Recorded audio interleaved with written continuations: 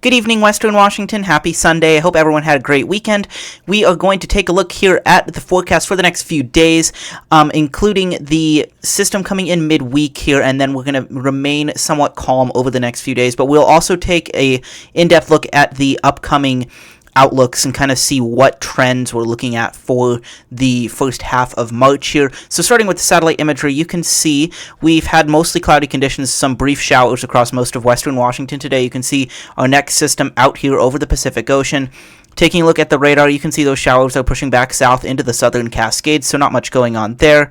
So now let's take a look at the European ensemble. We're looking at heights, which is basically showing where those troughs and ridges are, which determine our weather.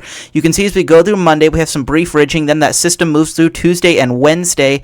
And then we will have some more ridging there from Thursday into Friday. We'll likely have an atmospheric river moving into British Columbia there Saturday. And then as we go into the extended forecast here, as we go towards Sunday and Monday of next week, you can see that we start to get some more troughing here. That troughing continues all the way through next week, just more troughing all the way into the middle of the month. So this does suggest potentially a wetter and maybe stormier period basically from next week through the middle of March and possibly continuing. We'll take a look at some of those outlooks later as well. Taking a look at the European model, looking at precipitation, you can see some showers at times on Monday, and mainly in the mountains there, but some in the lowlands potentially. System moves into the area Tuesday morning, rain at times with some mountain snow through Tuesday into the evening, some convergence zone showers continuing into early Wednesday morning. Some showers on the coast Wednesday.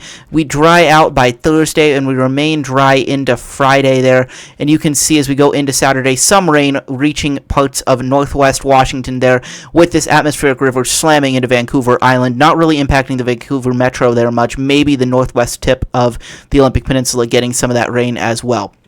So we'll stay tuned, take a look at this forecast a little bit more with this atmospheric river, see how far south it will sag here into the weekend.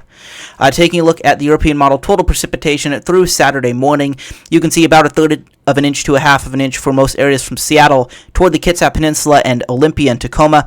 And then on the coast, up to an inch of rain there through this week. And you can see the Olympic Peninsula rain shadow there, bringing about a tenth of an inch to Whidbey Island, parts of the San Juans up to a quarter inch, and a quarter inch along I-5 from Everett up through Bellingham. So not too impactful of a week here, not very much rain overall there.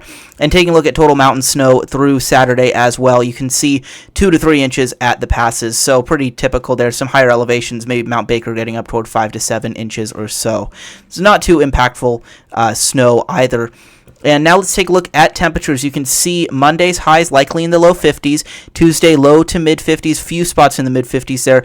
Coast maybe in the upper 40s. And then you can see as we go into Wednesday, get highs into the mid 50s. Thursday, mid 50s areas, Seattle southward. Friday, about the same thing, low to mid 50s again. Saturday, we warm up a bit, their highs into the mid 50s, especially Seattle south. Take a look at Sunday, highs in the mid to upper 50s. This could be because of that atmospheric river. Even if the atmospheric river is in Vancouver Island there, it brings some strong southerly flow up with it, and that tends to warm us up when the atmospheric rivers are to our north. You can see that continues on Sunday. Then on Monday, we crash back down into the upper 40s to low 50s, but that is looking over a week out here. So you can see the overall patterns kind of calm with some rain at times and some dry days this week. So now let's take a look at some of these extended outlooks. You can see the 6 to 10 day temperature forecast, March 8th to 12th. So this is basically the end of this week in the middle of next week. You can see a slight chance of below average temperatures, but mainly near average here for western Washington. But take a look at precipitation next week. Above average signal showing up. That could be associated with the atmospheric river activity near British Columbia.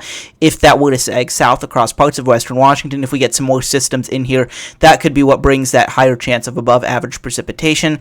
Taking a look at the monthly outlook for March here, you can see below average temperatures expected for the Pacific Northwest, especially western Washington, and you can see above average precipitation also for the Northwest. And this is a signal of La Nina springs. We do have La Nina continuing its week, but it is there. and typically La Nina springs bring above average precipitation and below average temperatures for March, April, and May, and sometimes into the first half of June. So we'll see if that is what happens this year. We'll definitely take a look at these outlooks more over the next few months. So just wanted to point these out here in the video. So thank you all very much for watching. Be sure to subscribe here on Western Washington Weather, and follow me on Blue Sky, on Twitter, and on the Western Washington Weather Facebook group. The links to all of these are in the description. With the weather not being super active, I will be doing video every other day instead of every single day, just so that we aren't repeating the same stuff too much. So stay tuned for my next video, and thank you all for watching. I'll talk to you all later.